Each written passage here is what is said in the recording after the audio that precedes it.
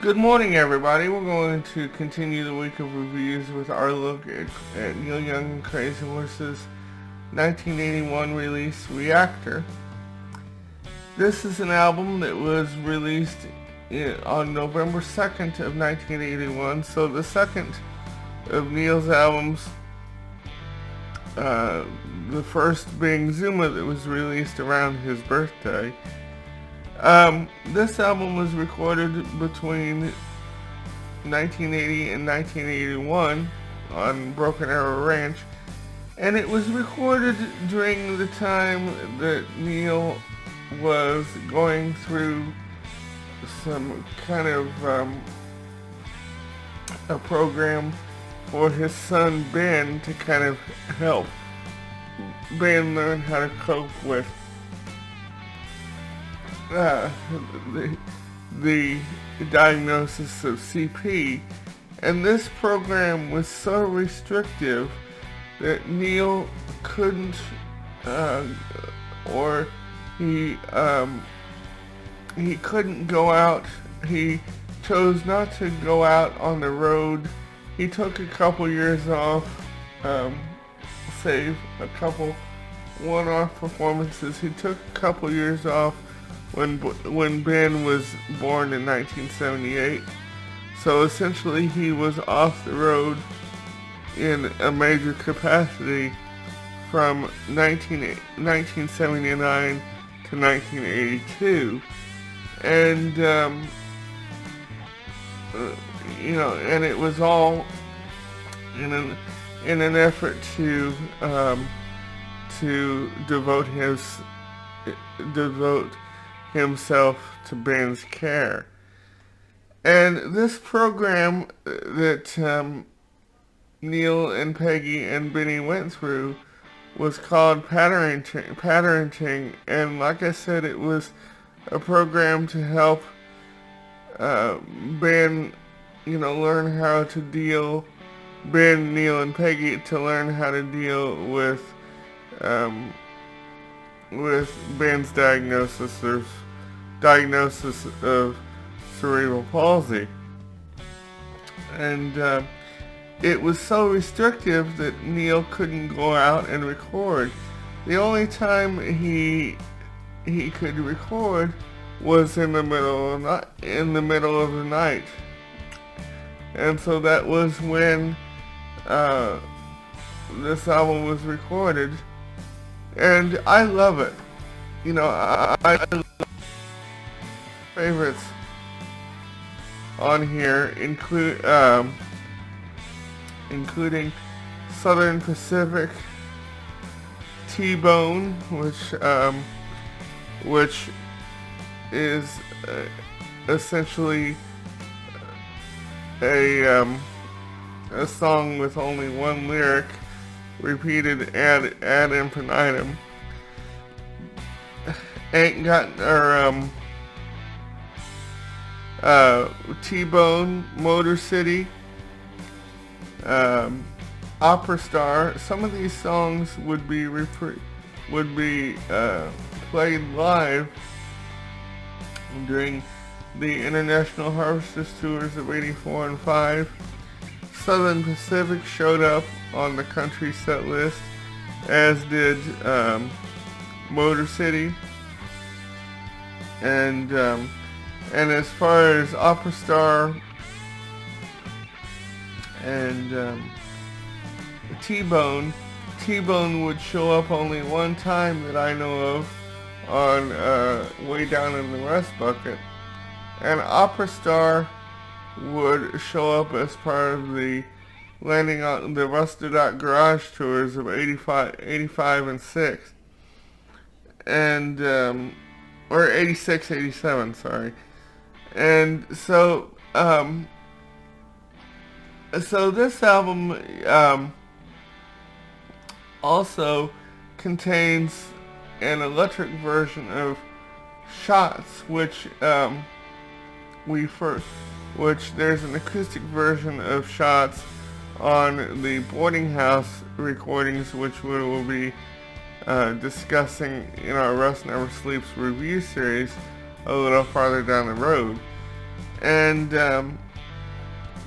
and another song that would make an appearance on a live record was Surfer Joe and Mow the Sleeves, and which would appear on the Way Down in the Rust Bucket concert film and live album in 1990. And this was I think this album was, I think, released on Geffen, so this was at the very beginning of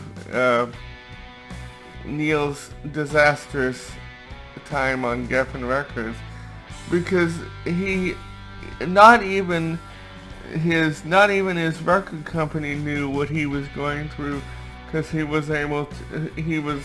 was unable to promote anything because he wanted to keep Benny's situation out of the prying eyes and tape recorders of the press. So he told his manager to kind of not tell anybody, what he was up to. And as a result, I think because of the lack of promotion and touring, this album stiffed, which kind of ticked the record company off. And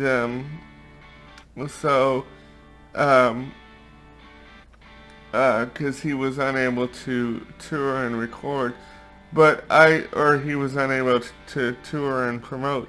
But I still love this record. The first time that I had heard this record in full was back when I used to download stuff on iTunes. I downloaded and burned a copy of it, and then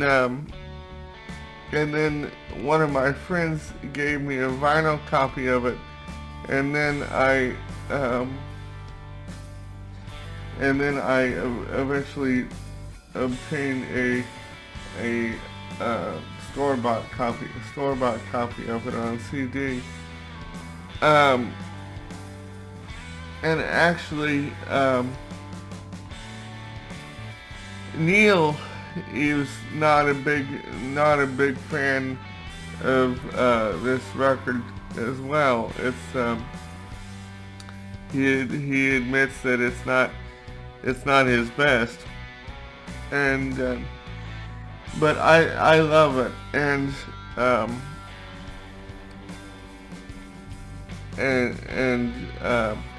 there's actually around this time there was a Dutch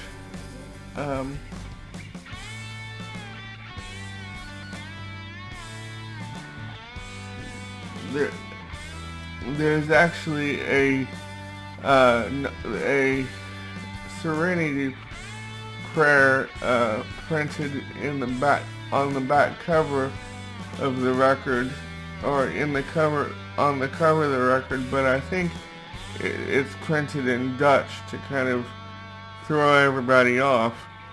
And there was actually a Dutch writer, that wrote an article on Neil around 1973, when Neil was was working on Tonight's the Night, and I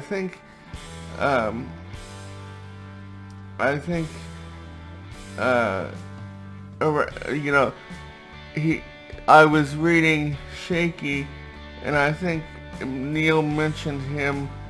I can't remember why, but Neil mentioned him around the time period that they were working on Reactor. The writer's name was Constance Myers. And so I hope you enjoy this record.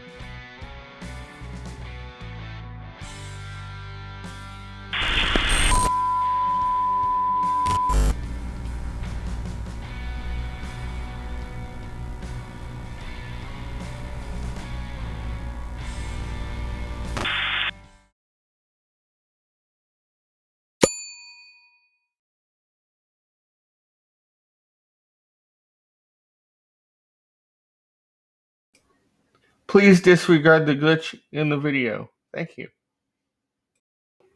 Hi everybody, I have yet another correction to make. I was wrong. This album was released on Reprise, so this was right around the tail end of Neil's first go round on the Reprise label.